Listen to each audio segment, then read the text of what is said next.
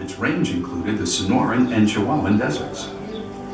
The Mexican wolf suffered from the arrival of the livestock industry in the late 1800s. And by the 1970s, their populations were nearly eliminated in the United States and Mexico.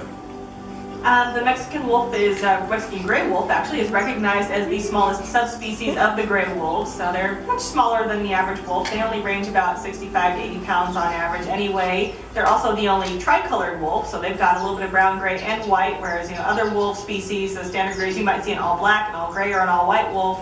You won't have that with the Mexican gray, but they do have all three colors. So they are kind of a unique species. They are a bit more desert adapted. They don't tend to run in as large packs as the other gray wolf species. Wolves will form long-term pair bonds. They're very caring and affectionate to their offspring. Offspring will frequently stay with the group, and packs will form that all cooperatively hunt and feed and care for young. So there's this whole family component to wolves, and they, of course, play a very vital role in the ecosystem too.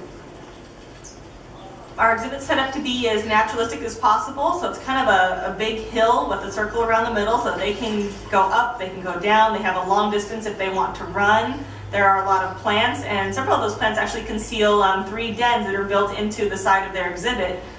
We do have a lot of bushes, a lot of plants, trees, so often they're sitting there staring right at you and you don't know they're there because they're peering at you between some bushes.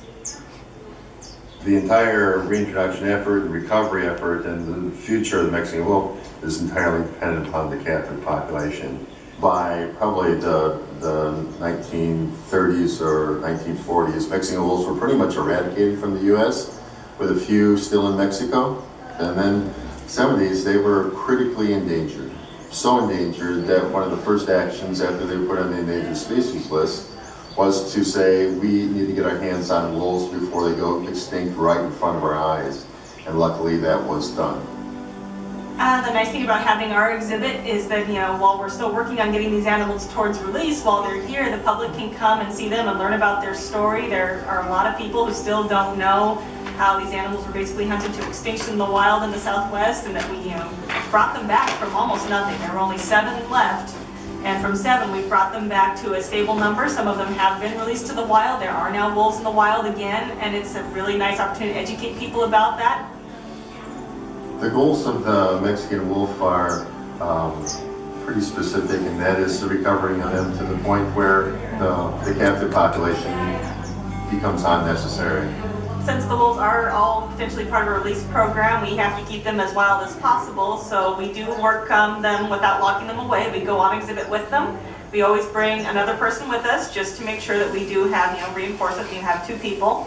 But they're very shy, and their routine is pretty much to stay as far away from us as possible. So the exhibit's kind of a big circle. We come in one side, they know we're coming, they go around the back, they listen and wait for us while we take care of their pond, give them fresh water, clean up any fecal, and make sure that the exhibit's in good shape. And then when they hear us turn the corner, they come back on exhibit, and usually all we see is a little wolf tail going around the corner.